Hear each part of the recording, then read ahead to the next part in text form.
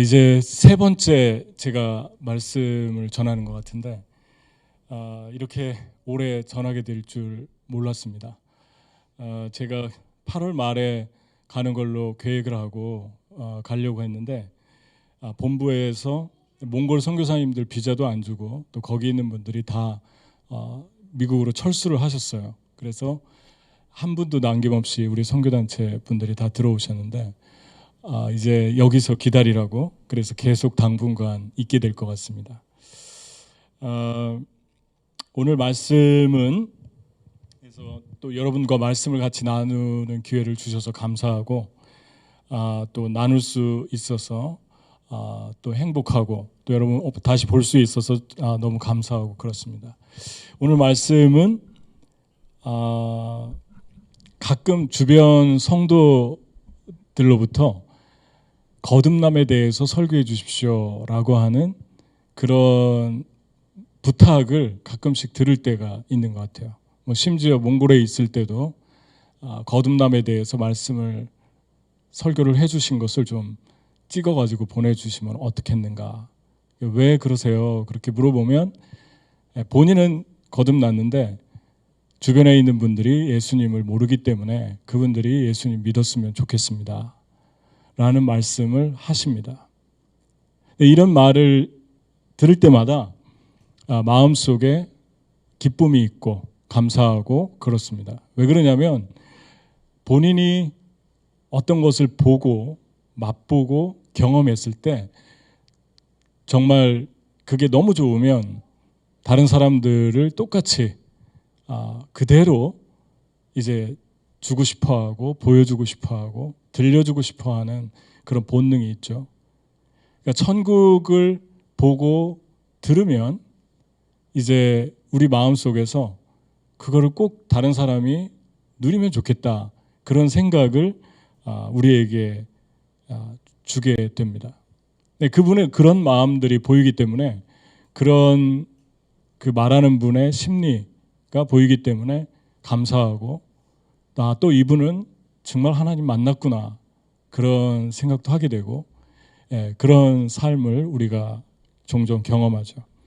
예수님께서 거듭남에 대해서 지상에서 최초로 그리고 마지막으로 예수님이 말씀하신 그 문장입니다. 너희가 물과 성령으로 거듭나지 않으면 하나님 나라에 들어갈 수 없다. 이 세상에서 아무도 이렇게 말씀한 분은 없죠.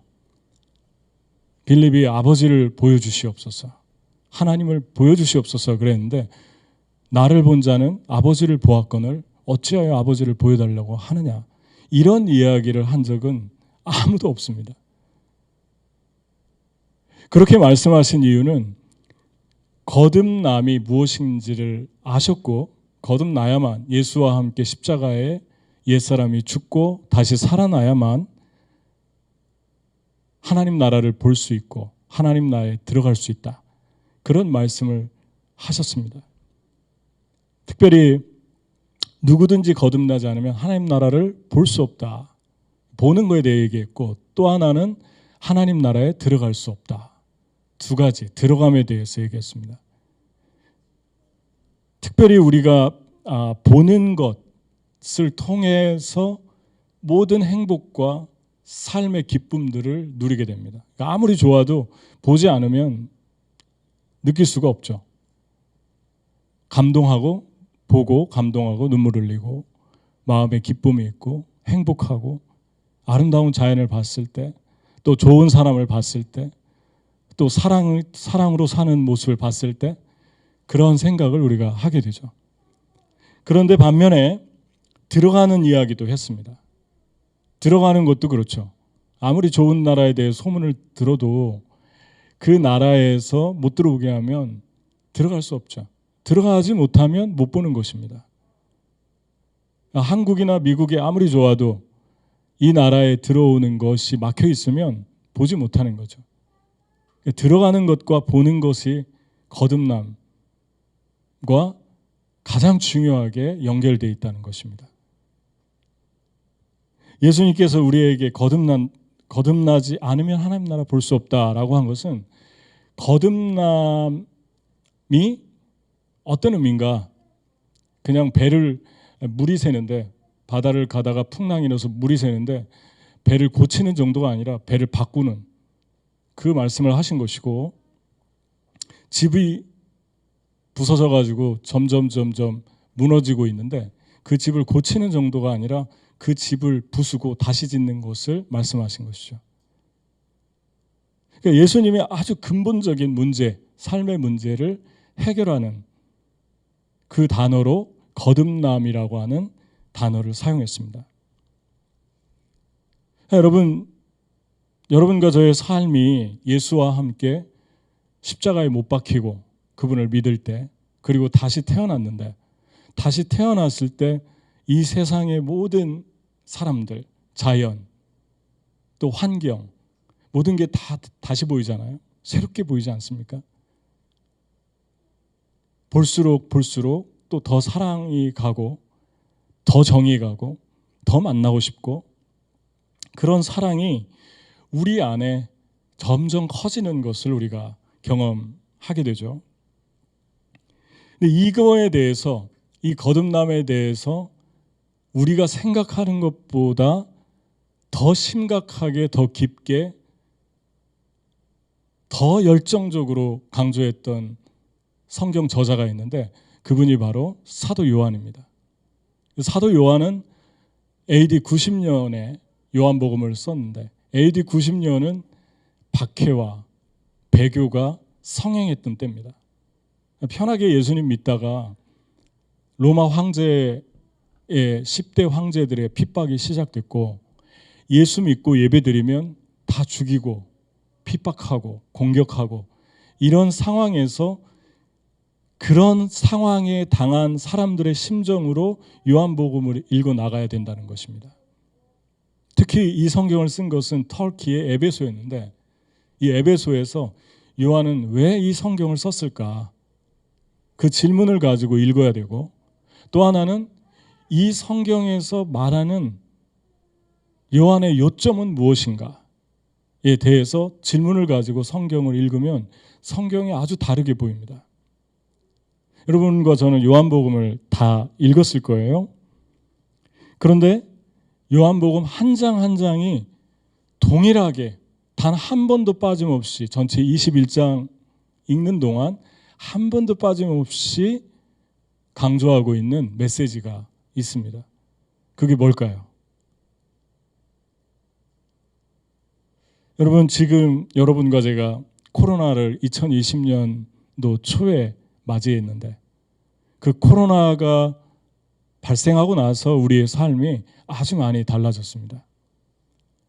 많은 사람들이 어려워졌고, 그냥 평범하게 누릴 수 있는 것도 누리지 못하고, 가장 쉽게 얘기할 수 있는 게 공기죠. 신선한 공기가 있는데 늘 마스크 쓰고 다녀야 되고, 그리고 사람들이 이렇게 볼 수 있었는데 사람 잘 못 보고, 저도 여러분의 지금 눈만 보고 있잖아요. 얼굴이 어떤 표정인지 잘 모르겠어요.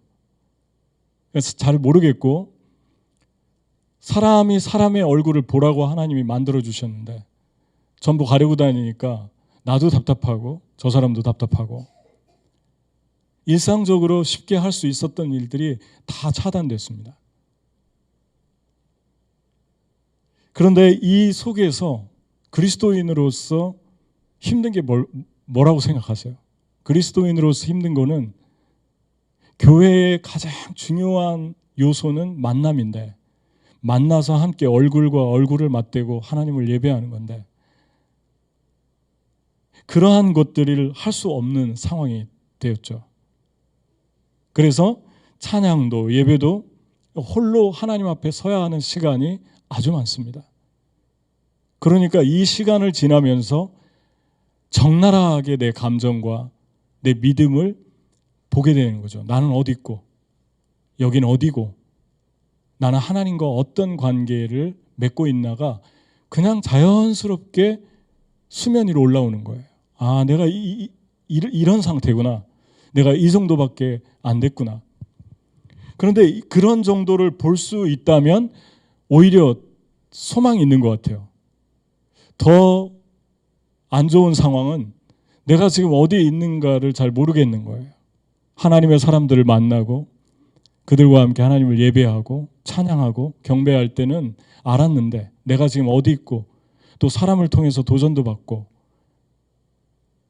예수님 같이 사는 사람들을 보면 나도 닮고 싶고, 그런데 그런 것들을 이제 볼 수 없는, 점점점 볼 수 없는 세대가 되기 때문에 내가 지금 어디 있나조차 모르는 것은 더 안 좋은 상황입니다. 내가 지금 어디쯤에 있지? 내 믿음 지금 어떤 상황이지? 온라인으로 드리라니까 그냥 온라인으로 드리고, 또 예배 나오라니까 나와가지고 드리고, 근데 내가 지금 어디에 있나? 오랜 세월 이 시간들을 지나면서 그런 생각을 하게 됩니다. 우리가 몽골의 첫 번째 아울리치를 갔는데 그 아울리치에서 길을 잃어버린 적이 있죠. 그래서 길을 잃어버려가지고 아주 당황했습니다. 차에 타고 있던 분들이. 하얀 눈밭에 아무런 건물도 없고 똑같은 그런 광야인데, 그 광야에서 차가 이렇게 조그만한 언덕을 올라가다가 미끄러져서 뒤로 이렇게 돌기도 하고, 그리고 위험한 상황을 만났는데 더 위험한 상황은 길이 없는 거예요. 가려고 하는데 차를 멈추고 앞으로 가야 될지 뒤로 가야 될지 옆으로 가야 될지 막막한 상황이 됐는데, 한참을 있다 어떤 하얀 지프차가 우리 옆으로 쓱 지나갔어요. 정말 5시간을 지나와도 거의 차를 못 보는 그런 상황이었는데 이 차가 어디서 왔는지 쓱 지나갔습니다. 그리고 저쪽에 언덕에 가서 섰는데 그 언덕에 서서 우리가 이렇게 바라보니까 길 향해서 나가는 거죠. 여기가 길입니다 하고 가르쳐 주는 것 같아요. 우리도 그쪽으로 따라갔습니다. 여러분과 저의 삶이 막막하고 앞이 잘 보이지 않고 어디로 가야 될지 모를 때가 있죠. 그때 꼭 2가지를 기억해야 됩니다. 길이 없는 게 아니라 길은 여전히 있다. 그게 첫 번째입니다.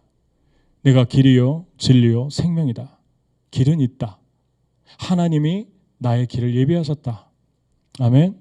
여호와께 사람의 걸음을 정하시고 그 길을 기뻐하시나니, 그 길을 기뻐하시나니 저는 아주 엎드러지지 아니하면 여호와께서 그 손으로 붙드심이라.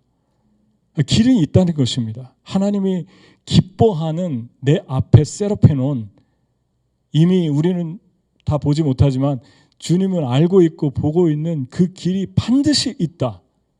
그 길은 예수 그리스도. 총체적으로 내가 길이요 그랬으니까 예수님이고, 2번째는 예수 안에서 주님이 나에게 예비한 그 길이 있다. 이걸 믿음으로 선포하고 인정해야 됩니다. 길을 잃어버렸다고 길이 없어진 건 아니에요. 길은 있어요. 2번째는 길을 알려주는 도움이 필요하다. 길이 있는데 길을 누가 알려줘야 돼요. 하얀 지프차가 알려주듯이. 시편 기자가 그렇게 얘기했습니다. 주의 말씀은 내 길의 길이요 내 길의 빛이요 내 발의 등입니다. 길을 알려주는 안내서가 말씀이라고 그랬어요. 그러니까 말씀을 상고해야 됩니다. 말씀을 조심스럽게 읽어야 됩니다. 특히 현대인들은 책을 잘 안 읽고, 특히 20대, 30대는 스크린으로 어떤 글들을 읽기 때문에 자기가 좋아하는 글을 빨리빨리 읽어서 논리성이 급격하게 떨어진답니다. 그리고 또 하나의 치명적인 건 종이책이 아니라 스크린으로 보면은 우리가 착각하는 것 중에 하나가 시대적으로 그 글들을 엮기가, 해석하기가 어려워진대요. 시대 상황을 잘 파악을 못한답니다. 이 두 가지 치명적인 게 있대요. 그러니까 성경을 보는 눈도 흐려져서 성경을 깊게 못 보는 거예요. 깊게 못 보면 길이 보이지 않아요. 그러니까 성경을 읽을 때 아주 천천히 깊게 생각하면서 읽어나가면서 영감을 얻는데, 그 영감이 반짝반짝 빛을 비추는 프레시 역할을 한다는 것입니다. 요한복음에 흐르고 있는 이 빛을, 길로 안내하는 이 요한복음에 흐르고 있는 이 빛 속으로 한번 들어가 봅시다. 21장이 있는데 21장 한 장 한 장을 열어 제끼면서 여러분들이 저한테 7장에는 뭐가 있죠? 8장에는 뭐가 있죠? 라고 물어보면 저는 다 대답할 수 있어요. 이거 외우느라고 되게 어려웠어요. 지난 주간에. 물어보면 어떡하나. 여러분 몇 장을 얘기하실래요? 9장? 실로암 연못가에 가서 씻으라. 날 때부터 소경된 사람이 씻고 왔어요. 그 이야기를 하고 있는 게 아니에요. 소경은 너무나 많았기 때문에 소경이 못 봤는데 눈을 떴대요. 그 이야기가 아니라 그럼 이솝우화가 되겠죠. 거기에서 끝나면 돌아왔는데 그때부터 이야기가 시작됩니다. 사람들이 저 사람 눈 못 보다가 눈을 떴네. 그러니까 어떤 사람은 아니야, 그 사람이 아닌 것 같아. 논리적으로 이해가 가죠. 눈을 떴을 때하고 감았을 때하고 사람 얼굴이 틀리니까. 아니야, 긴 것 같아. 아니야, 아닌 것 같아. 서로 이렇게 대화를 나누는데 그 사람이 담대하게 얘기합니다. 내가 그 사람입니다. 내가 지금 눈이 못 보다가 예수라는 분이 나를 뜨게 해줬습니다. 사람들이 데리고 바리새인에게 찾아갔어요. 이 사람 눈을 떴다.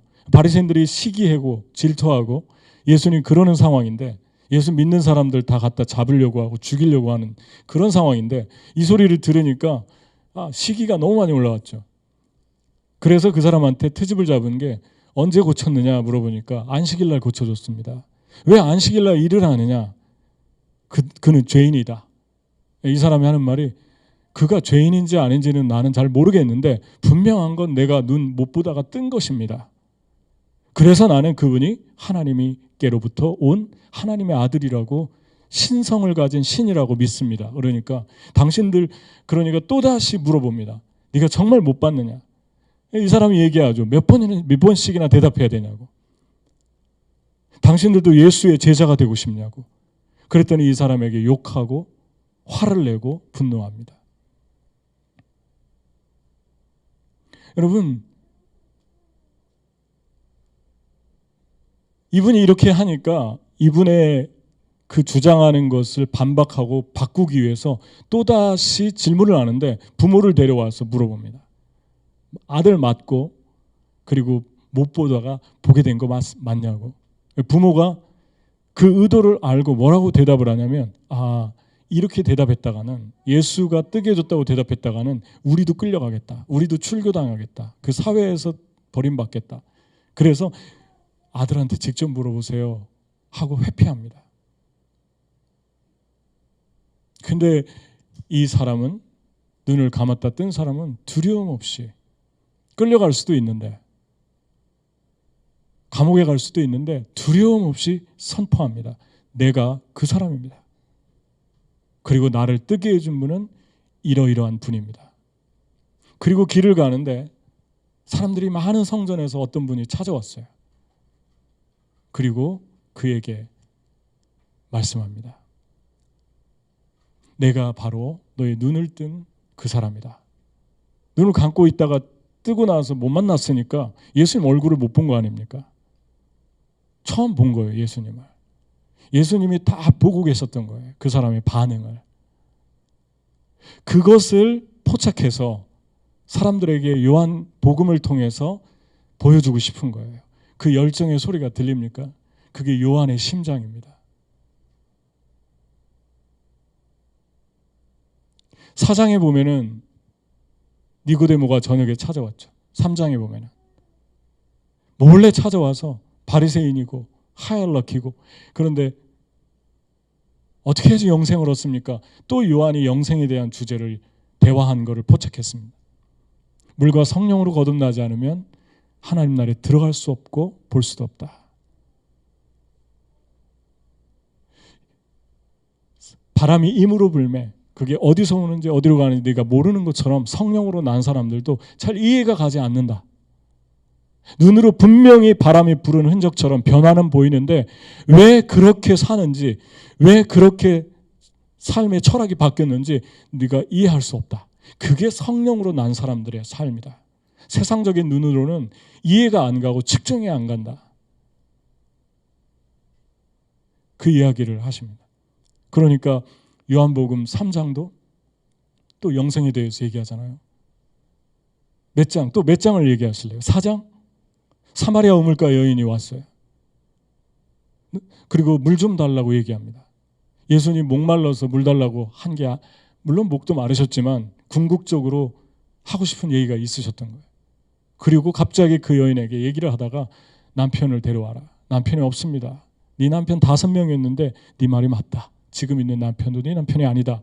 이 여자 깜짝 놀라죠. 누굽니까? 우리는 메시아를 기다리고 있는데 누구십니까? 예수님이 너하고 말하고 있는 사람이 너가 기다리던 하나님의 아들 메시아다. 그 여자의 영혼이 갑자기 뜨거워지면서 동네로 뛰어가죠. 사람들이 데리고 왔어요. 낮에 숨어서 물길로 오던 수치감으로 가득 찼던 여인이 사람들 데리고 오잖아요. 사람들 다 몰고 예수님께 왔는데 예수님 말씀을 듣다 보니까 동네 사람들이 예수를 믿었더라. 그리고 나서 하는 말이 너 때문에 우리가 오긴 왔지만 너 때문에 예수를 믿는 게 아니라 우리가 듣고 깨닫고 예수를 이제 믿는다 라고 얘기합니다. 똑같지 않습니까? 3장, 4장 똑같지 않습니까? 6장 생명의 떡 만나에 대해서 우리 조상 모세는 하늘에서 만나를 줘서 우리를 먹게 했는데 당신 우리에게 뭘 줄 수 있습니까? 모세가 준 게 아니라 하나님이 주셨다. 하지만 그 만나를 먹어도 다시 배고팠지 않느냐? 영원히 배고프지 않은 만나가 있는데 내가 생명의 떡이다. 아멘. 나를 믿는 자는 살 것이다. 10장 나는 선한 목자다.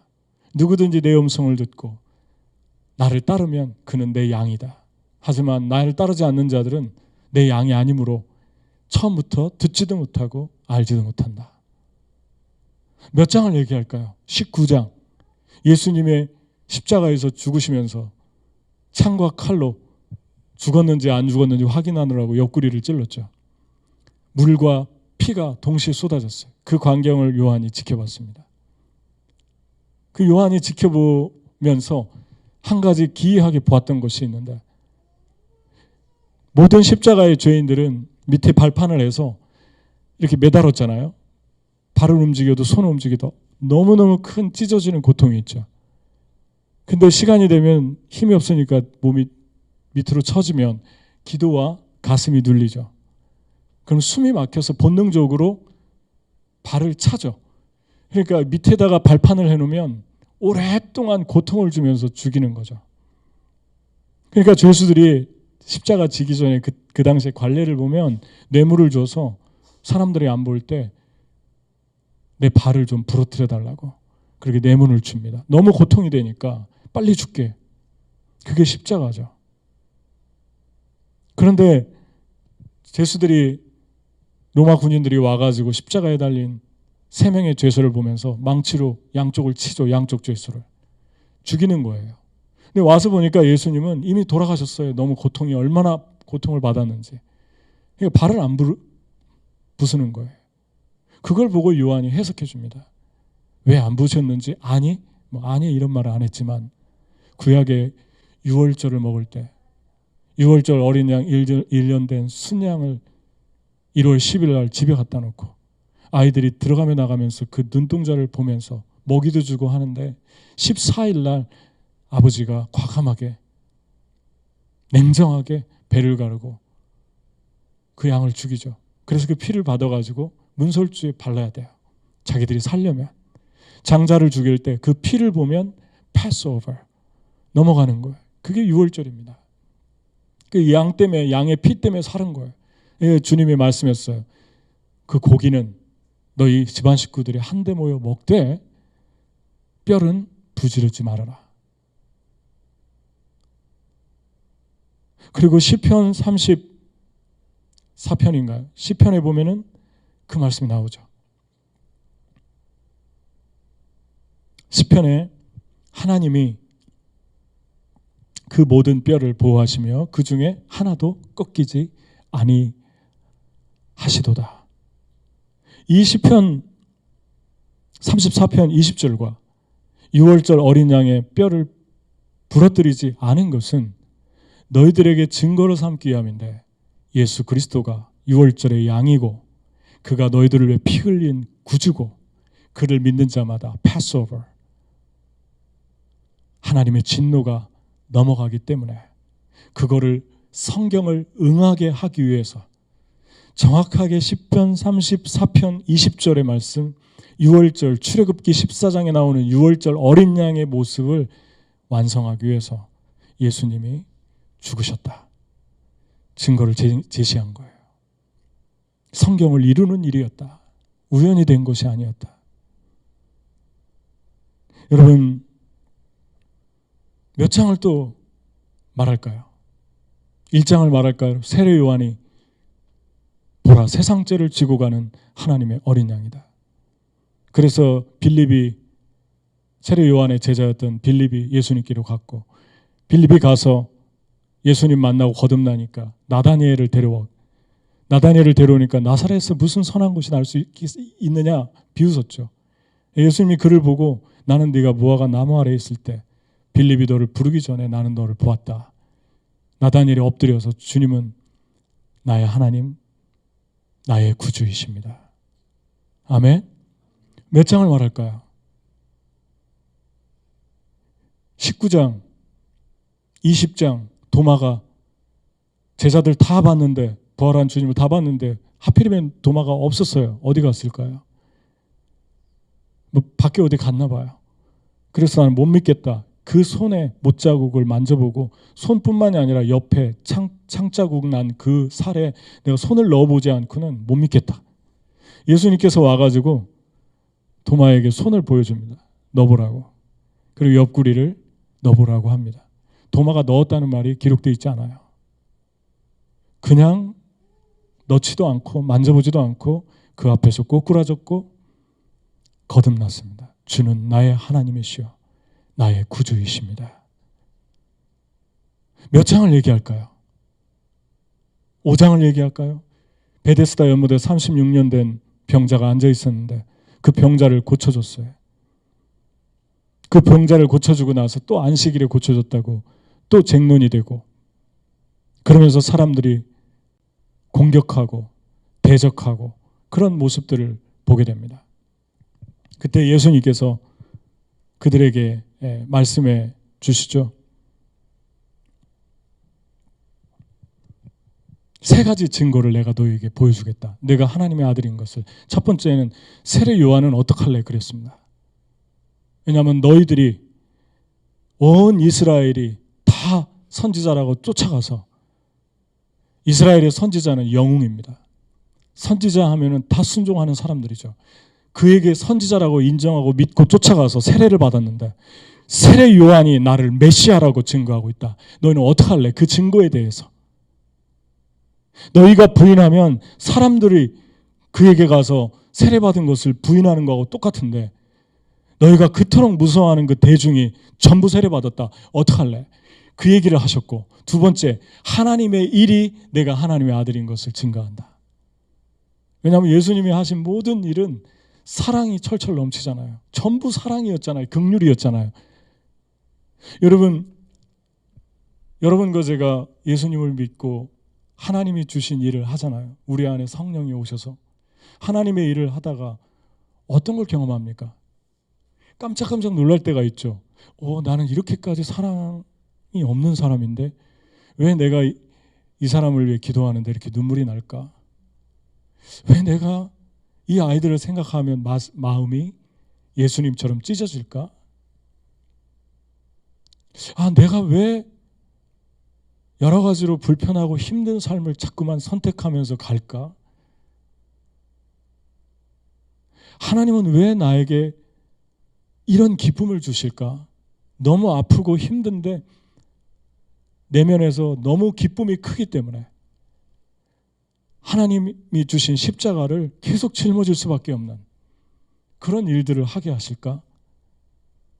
나도 모르는 눈물, 나도 모르는 긍휼, 나도 모르는 노가짐, 그러한 마음들이 내 안에서 일어날 때 어떻게 부인하실 거예요? 어떻게 부인하실 것입니까? 이건 하나님으로 밖에는 얘기가 안 돼요. 하나님을 빼고는 얘기가 될 수 없는 이야기들이 내 내면에서 일어나고 있는데, 아멘? 그 일어남의 그 불같은 하나님의 역사를 어떻게 부인할 수 있는가? 내 자신이. 하나님이 존재하는 최고의 증거가 뭡니까? 라고 제시하라고 할 때 제시할 수 있어요. 나입니다. 나. 내가 그분이 누군가는 잘 모르겠는데 내가 지금 보지 못하고 보는 것입니다. 사랑이 없는 이기주의적인 자였는데, 나밖에 모르는 사람이었는데 내가 변한 걸 보니까 하나님이 지금 내가 사는 게 아니라 내 안에 성령이 사십니다. 나는 이거밖에 얘기할 게 없습니다. 예수님 두 번째 증거로 하나님의 일을 증거했어요. 세 번째, 성경이 나를 증거한다. 모세가 나에 대해 얘기했는데 너희가 나를 부인하면 모세를 부인하는 것이다. 구약 성경이 전부 나에 대해서 쓰고 있다. 이게 5장이에요. 15장, 나는 포도나무고 내 아버지는 농부다. 너희는 가지다. 너희는 나를 떠나서 아무것도 할 수 없으니까 나를 떠날 생각은 아예 하지도 말아라. 너희가 나를 택한 것이 아니라 내가 너를 택하여 세웠다. 이는 너희로 가서 과실을 맺게 하기 위함이다. 그 과실이 너희가 서로 사랑하는 것이다. 너희가 서로 사랑하면 세상이 내 제자인 줄 알게 될 것이다. 아멘. 왜 세상이 압니까? 세상이 언제부터 하나님을 사랑이라고 안 것입니까? 하나님 믿지 않는데 왜 세상이 사랑하면 하나님의 제자들이라고 인정하는 것입니까? 그 세상을 말한 그 세상은 하나님 부인하는 사람들을 말하고 있어요. 문맥적으로 보면. 그 본능은 누가 준 것입니까?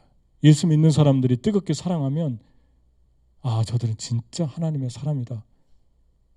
말도 안 되는 소리 아닙니까? 앞뒤가 안 맞잖아요. 하나님 안 믿는데 왜 예수님 제자라고 그러는 것입니까? 인간의 내면 안에 하나님을 알만한 것이 저희들 안에 있도다. 로마서에 말씀하잖아요.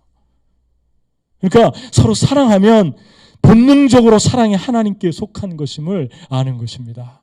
아멘.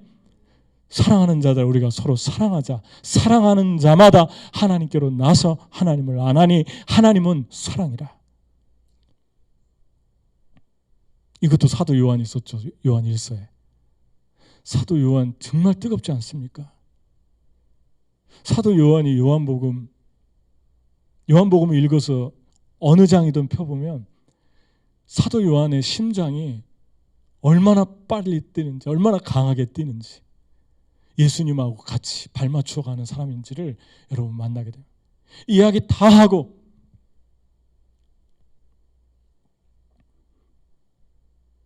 뭐라고 얘기하냐면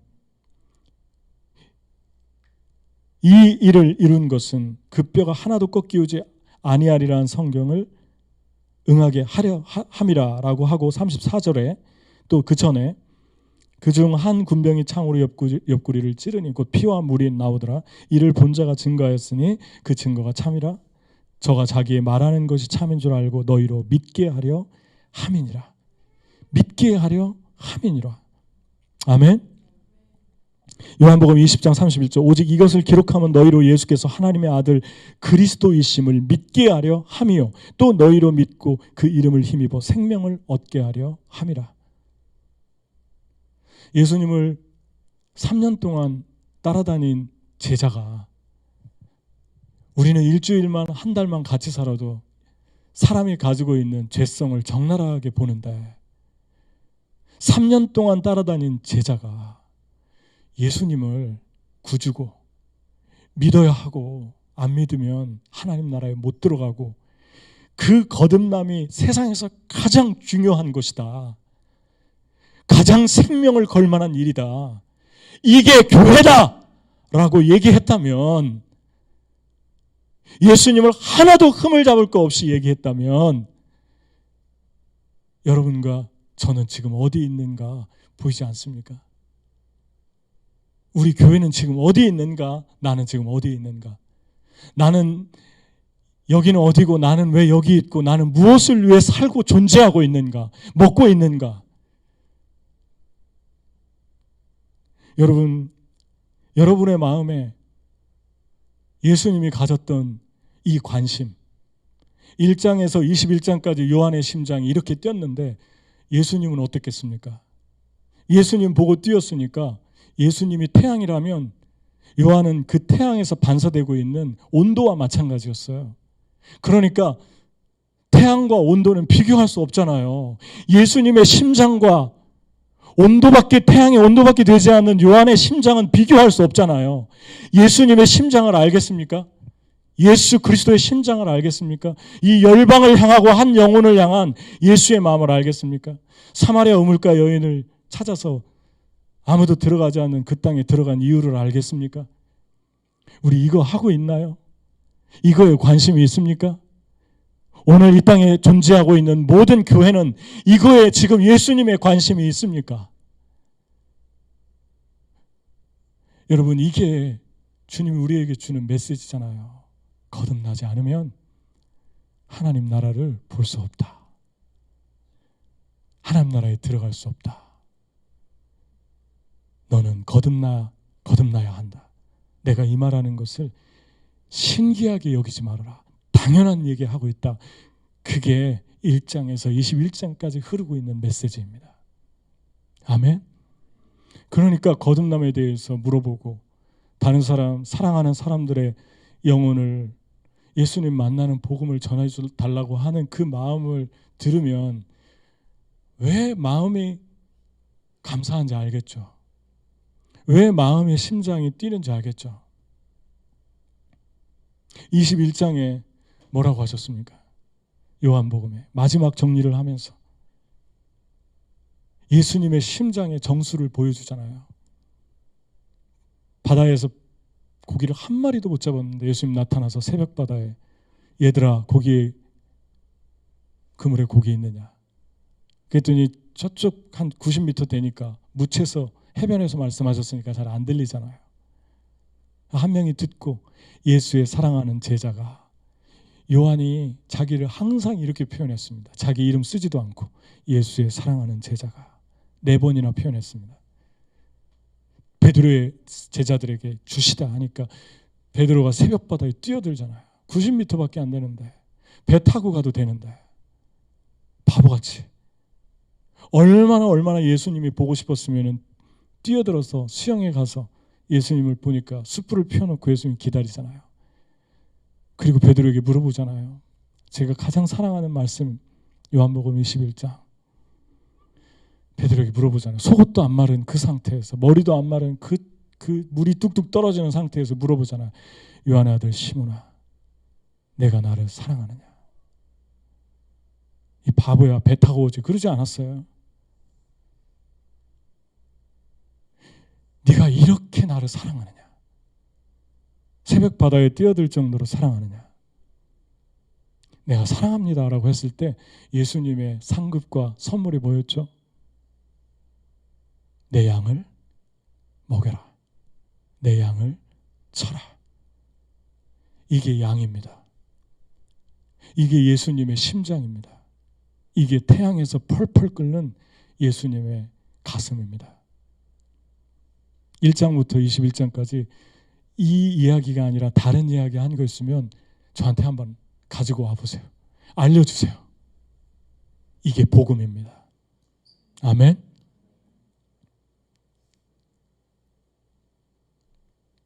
여러분 내 양을 먹여라. 내 양을 쳐라. 내 양을 먹여라. 예수님이 양을 얼마나 사랑하나 아시겠죠? 예수님 교회를 얼마나 사랑하나 아시겠죠? 예수님 마지막 떠날 때 가장 사랑하는 제자에게 한 말이 내 양을 돌봐라. 내 양을 먹여라. 내 양을 쳐라. 잘못 가면 치고 낭떠러지에 가면은 지팡이로 모가지를 휘어 감아서라도 데리고 오고 그리고 그 양들을 내 아버지께로 인도해라. 요한복음 17장 아버지와 내가 하나 된 것처럼 저들도 하나가 되게 하옵소서. 세상에서 지지 않고 거룩하게 살게 하옵소서. 700년이 지나도 800년이 지나도 이사야 6장에 나타났던 그 천사들이 찬양은 동일했어요. 거룩하다 거룩하다 만군의 여호와여. 주의 이름이 온 땅에 어찌 그리 아름다워. 요한계시록에 800년이 지났는데 그 천사의 찬양의 내용이 똑같습니다. 거룩하다 거룩하다 만군의 여호와여. 하나님의 그 거룩한 성품이 그 사랑이 계속해서 찬양받고 있는 모습을 우리가 보게 됩니다. 여러분 거듭났습니까? 그리고 여러분 주변에 저분도 거듭나고 보고 들어갔으면 좋겠다. 이 지상에서 하신 말씀이에요. 요한은 이 지상에서 하나님 나라 들어가는 사람을 봤고 눈이 뜨여서 본 사람들을 보았기 때문에, 그것을 보는 영광을 누렸기 때문에 그 사람들 한 사람 한 사람 이야기를 요한복음에 한 장 한 장 수를 놓듯이 적고 있는 것입니다. 여러분 어디 있습니까? 여러분은 지금 어디 있습니까? 이 코로나 시대 한복판을 힘든 순례길을 걸어가고 있는데 답답하고 앞을 예측할 수 없고 그런 답답한 길을 걸어가고 있는데 여러분 어디 있습니까? 우리 주님 앞에 우리 찬양하잖아요. 주님 앞에 홀로 섭니다. 주의 아름다움 말로 다 표현할 수 없고 형용할 수 없는데 주님 앞에 홀로 섭니다. 찬양 참 많이 불렀을 거예요. 정말 홀로 서 있습니까? 그리고 여러분 어디 있나 생각하십니까? 나는 누구고 여기 왜 있고 나는 왜 무엇을 위해서 이것을 하는가? 뉴욕에 1년 만에 왔는데 아름답다, 뉴욕이 아름답다라는 생각과 더불어 또 안타까운 마음도 있어요. 거리마다 이렇게 마리아나 냄새가 너무 많이 나는 것 같아요. 물어봤어요. 마리아나 합법화됐냐고. 다른 주는 다 된 거 많이 됐는데 뉴욕은 안 됐다고 그랬는데, 그랬더니 합법화됐다고 그래서 찾아봤어요. 한번 검색을 해봤어요. 그랬더니 뭐라고 나와 있냐면 1온즈 이상을 소지하면 벌금 50불, 1온즈면 28g, 28.36g입니다. 28.36g이면 커피를 갈았을 때 2잔 나오는 정도입니다. 그러면 그 가루를 갈았을 때 커피 2잔을 뺄 수 있는 정도를 가지고 있으면 안 걸리는 거예요. 레스라고 했으니까 뭐 조금 아래 조금 위에 28g 이상만 가지고 있으면 걸리는데 그 밑으로 27g만 가지고 있으면 안 걸리는 거예요. 무엇을 얘기하는 걸까요? 피라는 겁니다. 여러분 마리아나가 대마초예요. 대마초를 피면 저는 아주 어린 시절에 다큐멘터리를 본 적이 있는데 그게 중독이 되면 아주 무섭습니다. 빌딩 15층에서도 자기가 독수리라고 뛰어내리게 만드는 게 마리아나예요. 환각 상태에 들어가고 중독이 될 경우에, 중독될 경우가 가능성이 아주 큽니다. 여러분과 저의 삶에는 일상이 되었어요. 다른 나라에서 합법화되고 다른 주에서 합법화됐다는 게 그냥 지나가면은 맡을 수 있고 지나가면은 피부로 느낄 수 있는 그런 거리가 되었어요. 너무 안타까운 것 같아요. 그리고 또 시간이 지나면 마음도 무뎌지겠죠. 또 하나 통과됐나 보다. 또 이렇게 사나 보다. 그냥 냄새가 나나 보다. 여러분 그런 거 느낍니까? 맨하탄이나 뉴욕에 사람들이 되게 공격적이진 거. 전 차를 타고 가서 앞에 차하고 조금 간격이 비면 뒤에서 차들이 얼마나 레이스를 하듯이 끼어드는지 섬찟할 때가 한두 번이 아니에요. 요즘에. 그전에 안 그랬어요. 맨하탄에. 뉴욕이 그렇지 않았습니다. 근데 가다가 슬쩍만 제 차를 건드려도 함께 뒤집어지는 거예요. 그런 생각을 하게 됩니다. 대마초를 피웠나? 왜 그럴까? 왜 이렇게 사람들이 이상하게 되나? 이 상황에서 저와 여러분은 나는 어디 있고 무엇을 하고 있나를 봐야 됩니다. 저는 작년에 떠났는데 뉴욕에서 다 짐을 꾸려서 한국에 가서 한국에 있다가 울란바토르에 도착해서 선교사 층이 16층인가요? 15층인가요? 16층. 15층 가장 꼭대기층이에요. 왜냐하면 선교관을 샀는데 교단에서 싸서 거기를 산답니다.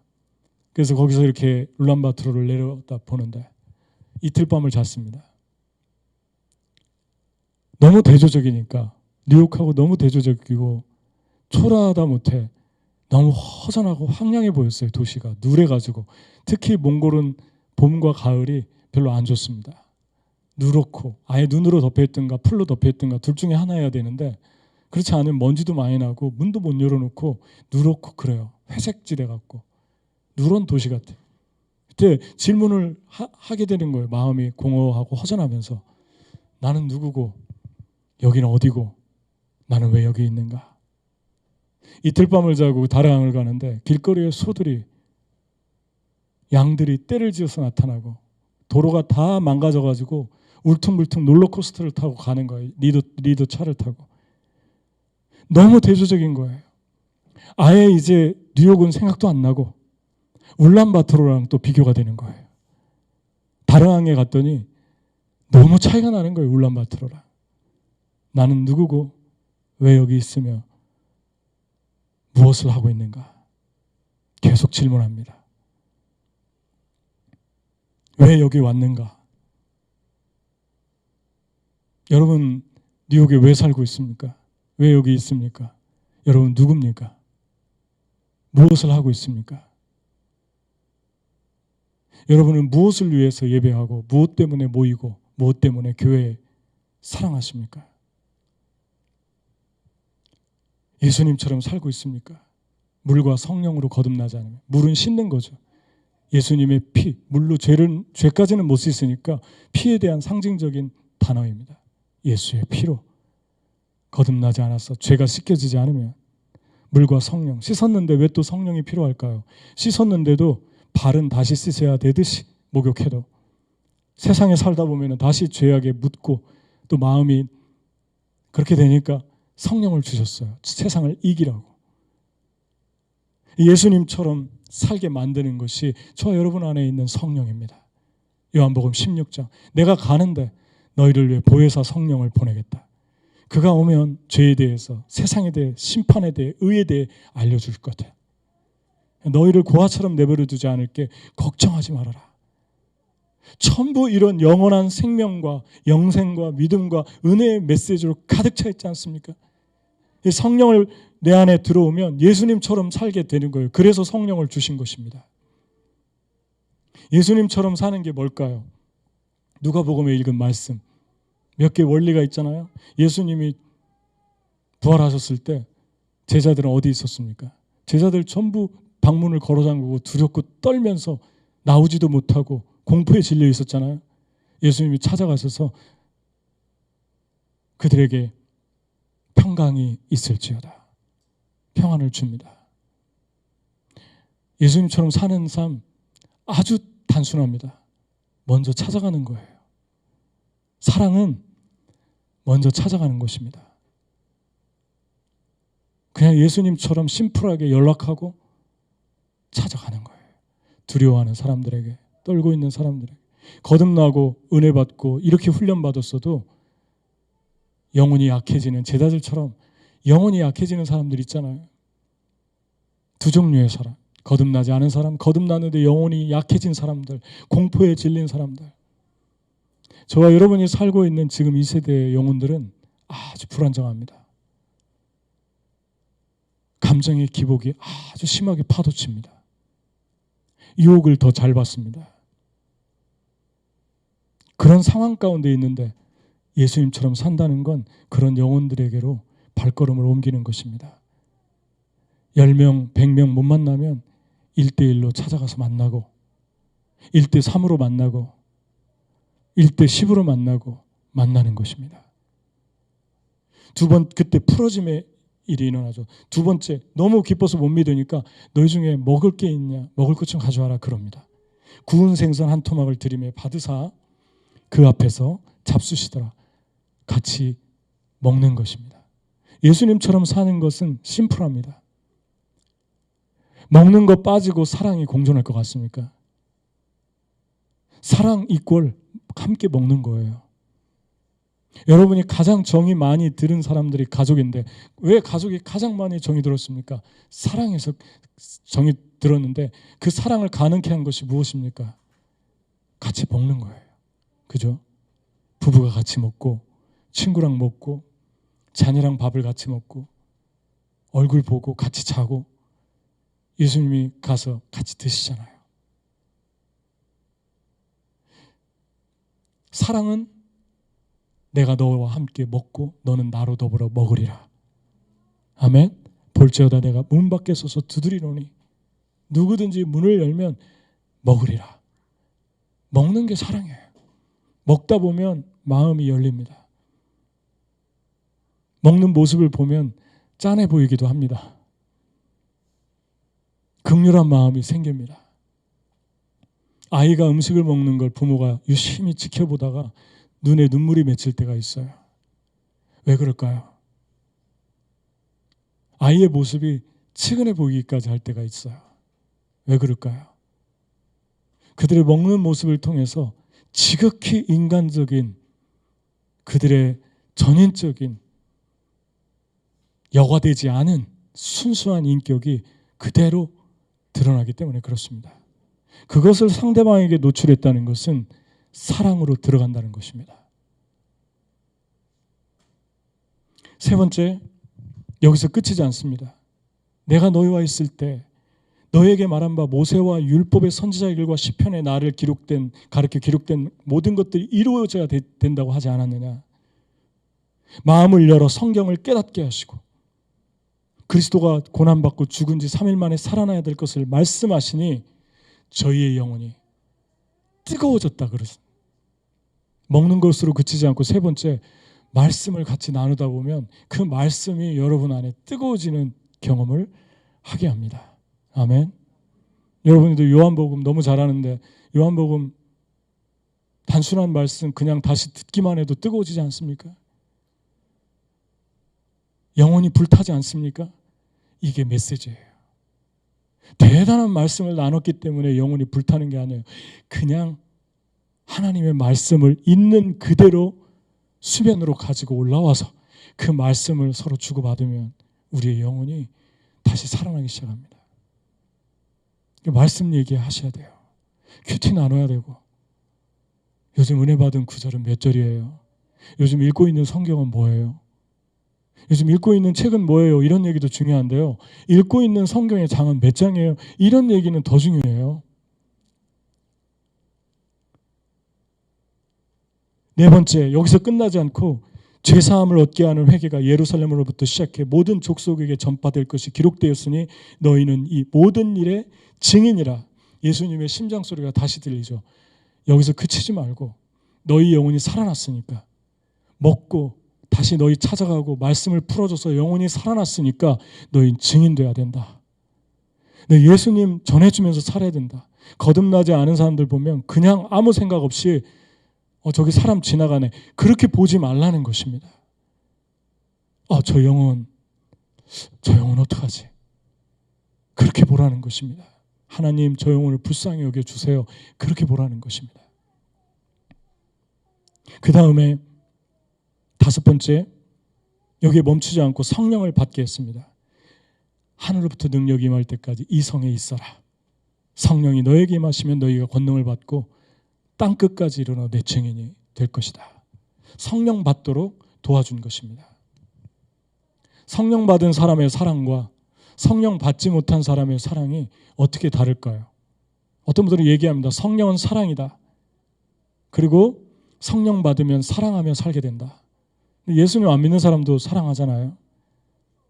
그럼 그 사랑과 거듭난 사람의 사랑이 뭐가 다를까요? 그거는 다음에 기회가 주어지면 또 성경으로 들어가서 성경을 같이 나누고 싶습니다.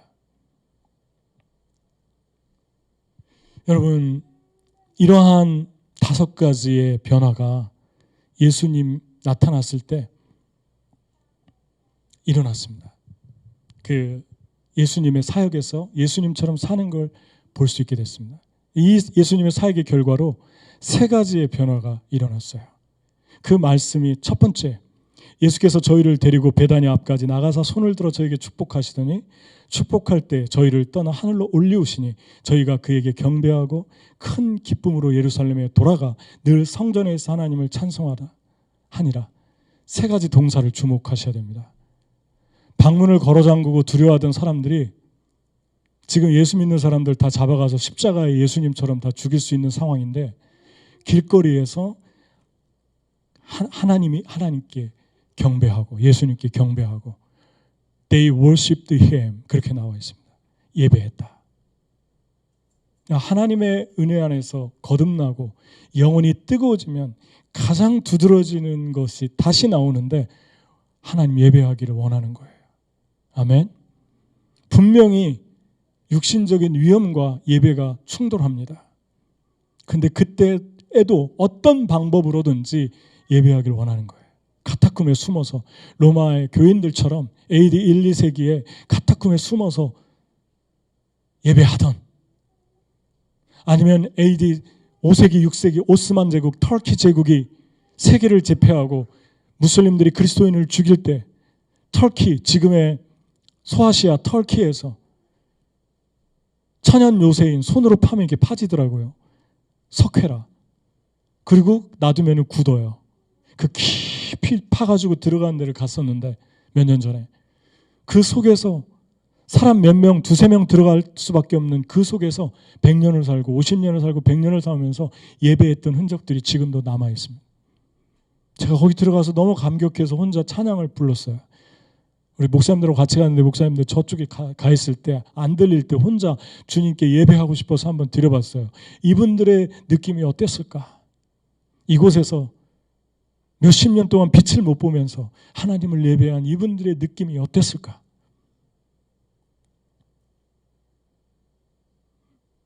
변화는 예배입니다. 기쁨으로 돌아갔습니다. 두려움으로 충만했는데 예수님 만나면 여러분 안에, 예수님처럼 사는 사람 만나면 여러분 안에 슬픔이 변해 기쁨이 됩니다. 내 기쁨이 저들에게 흘러갑니다. 근데 그건 나의 기쁨이 아니라 하나님의 기쁨이 흘러가죠. 세 번째, 마지막으로 성전에 있어 늘 하나님을 찬송했습니다. 여러분, 성전에 나가면 다 잡혀갈 수 있는 상황인데 성전에 있어 하나님을 찬양하잖아요. 여러분과 저의 삶의 변화는 교회를 사랑하는 것으로 나타납니다. 건물을 얘기하는 게 아니라 하나님의 교회에 속해 있는 영혼들 한 명 한 명이 교회입니다. 그들을 향한 뜨거운 사랑과 관심이 생깁니다. 이 세 가지 변화, 이 세 가지 변화가 예수님 만나고 완전히 정반대로 일어났던 것을 여러분과 제가 보게 됩니다. 여러분, 예수님처럼 살고 있습니까? 세 가지 질문을 하겠습니다. 하나, 여러분 삶의 변화가 필요한 영역은 무엇인가? 두 번째, 여러분 삶에 예수님으로 인해 변화되고 있는 영역은 무엇인가? 세 번째, 여러분이 찾아가야 할 사람은 누군가? 이 세 가지, 이 세 가지를 기억하면서 이 한 주간 묵상하면서 하나님 앞에 나가기를 축복합니다. 요한복음 1장부터 모든 생각을 백조화시키고 주님 어떤 거에 관심 있으셨습니까? 라고 읽어보세요. 그러면 마음만 먹으면 2시간이면 다 읽습니다. 여러분과 저의 생에 내가 어디 있는가를 보여줄 것입니다. 나는 지금 무엇을 위해 사는가를 보여줄 것입니다. 이 뉴욕에서 여러분과 저의 영혼은 기쁨으로, 교회를 향한 사랑으로, 하나님을 향한 예배의 갈망으로 충만하게 타올라야 합니다. 들에서 예배해야 되고, 바다에서 예배해야 되고, 강가에서 예배해야 되고, 집에서 예배해야 되고, 직장에서 예배해야 됩니다. 여러분, 이제 주일날만 기다릴 수 없는 세대, 여러분과 저는 맞닥뜨렸어요. 매일매일이 주일이어야 합니다. 아멘. 매일매일 예배해야 합니다. 저는 요즘에 MMC 가족들을 세세로 만나고 있는데 만날 때마다 말씀을 나누고 하나님 얘기하고 예배하고 찬양하고 있습니다. 한국에서도 그거 하다 왔습니다. 먹는데 배불러도 먹을 때가 있고 저녁을 먹기 싫어도 먹을 때가 있고 그렇습니다. 왜 그럴까요? 주님이 우리 안에 주신 예수님처럼 살아라고 한 그 말씀을 삶으로 살고 싶어서 그렇습니다. 예수님처럼 되려면 아직 멀었지만 여러분 안에, 저희 안에 있는 강력한 성령이 도와주실 것입니다. 아멘. 같이 기도하겠습니다. 이 시간에 우리 함께 기도할 때 주님, 예수님처럼 살고 싶습니다. 나 같은 자에게 성령 주셔서, 나 같은 자에게 은혜를 주셔서 주님 예배하게 하시고 찬양하게 하시는데 너무 자주 상황과 환경에 밀려서 마음이 약해지고 초조해지고 불안해지고 두려움에 떨 때가 많습니다. 하나님, 담대하게 살게 하소서. 눈 보지 못하다 눈 뜬 영혼처럼, 하나님, 내가 그 사람입니다. 나를 만나준 분이 예수입니다.